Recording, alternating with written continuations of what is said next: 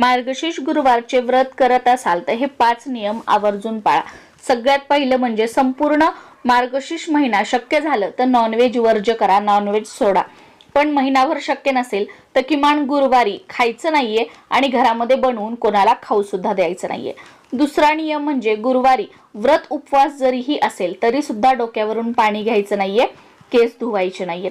त्याचबरोबर गुरुवारी फरशी सुद्धा पुसायची नाहीये आणि झाडून सुद्धा काढायचं नसतं। पण आपण घर पारसं कसं ठेवणार, म्हणून काय करायचं की झाडून काढल्यानंतर कचरा जेव्हा आपण सुपलीत भरतो तर त्यानंतर फेकून न देता तो एखाद्या कॅरी बॅग मध्ये किंवा कागदामध्ये भरायचा, पुडी बांधून तसाच घरामध्ये बाल्कनीमध्ये वगैरे कुठे ठेवायचा आणि दुसऱ्या दिवशी फेकून द्यायचा। पुढचं म्हणजे प्रत्येक गुरुवारी आवर्जून तुमच्याकडे श्रीयंत्र असेल तर त्यावर कुंकुमार्चन करा किंवा माता लक्ष्मीच्या मूर्तीवर कुंकुमार्चन करा आणि प्रत्येक गुरुवारी 16 वेळा श्री सूक्तम आणि 1 वेळा विष्णू सहस्त्रनाम म्हणा।